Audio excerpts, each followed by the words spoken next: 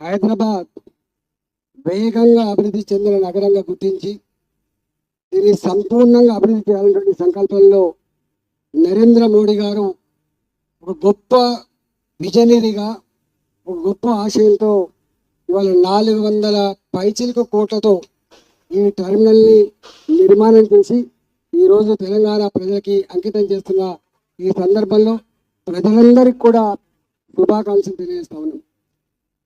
గతంలో railway budget సపరేట్గా ఉన్నప్పటికీ కూడా 70 ఏళ్ళుగా 80 ఏళ్ళుగా రైల్వే స్టేషన్ నిర్మాణాలు పాతపడుతున్నప్పటికీ కూడా కేవలం 5 కోట్లతో 10 కోట్లతో తూతూ మంత్రంగా తూత్పాలి చేసే పనులు జరిగాయి తప్ప ఎక్కడ కూడా సంపూర్ణమైనటువంటి అభివృద్ధి జరగలేదు.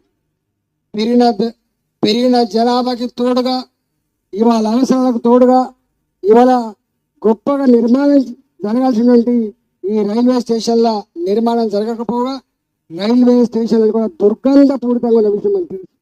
ఇవాళ పదుల సంఖ్యలో హైదరాబాద్ తెలంగాణ రాష్ట్రంలోనే కాక దేశవ్యాప్తంగా కూడా వందల రైల్వే స్టేషన్లకు డబ్బులకు వెనకాడకుండా ప్రపంచంలో పోటీ పడే పద్ధతి లోపల ఇవాళ మోడ్రన్ రైల్వే స్టేషన్ నిర్మాణం కాబోతా ఉంది. పెరిగిన ట్రాఫిక్కి అనుగుణంగా మొట్టమొదటిసారిగా ఢిల్లీ రూట్లో 2 రైల్వే లైన్లు ఉండేది. ఇవాళ అనేక జాగాలలో కాజీపేట బల్లర్ష వరకు 4 లేన్ రైల్వే లైన్ల నిర్మాణం చేపట్టడమే కాకుండా దేశవ్యాప్తంగా మొత్తం రైల్వే లైన్లన్నీ కూడా ఎలక్ట్రిఫికేషన్ జరగాలని చెప్పే సంకల్పంలో ఇవాళ మోడీ గారు తీసుకున్న నిర్ణయం ఎంత గొప్పగా ఫలితాన్ని ఇస్తుందో మనం చూస్తూ ఉన్నాం. ఈరోజు హైదరాబాద్ కావచ్చు, కాచిగూడ కావచ్చు, సికింద్రాబాద్ కావచ్చు, ఇవాళ అన్ని రైల్వే స్టేషన్లు కూడా 2000 కోట్ల పై తిరుగుతుంది. ఇవాళ వాటి మోడర్నైజేషన్ చేసుకొని ప్రజలకు ఎయిర్పోర్ట్లను తలపించే పద్ధతిలో కూడా రైల్వే స్టేషన్ నిర్మాణం జరగడం ఒక శుభసూచకంగా భావిస్తా ఉన్నాం.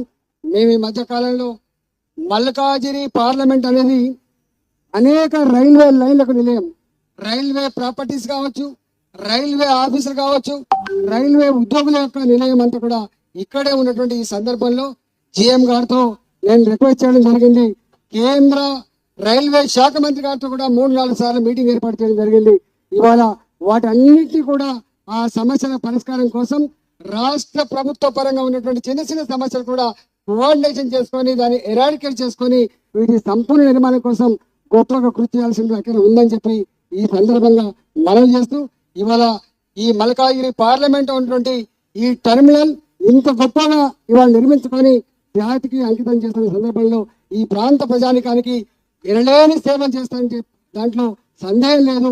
ఇక్కడ చెర్లపల్లి ఇండస్ట్రియల్ ఎస్టేట్ కి ఇది గొప్పగా అభివృద్ధి చెందడానికి దోహదపడుతుందని చెప్పి ఆశిస్తూ మీ అందరికీ నమస్కరిస్తూ తెలియజేసుకుంటాను.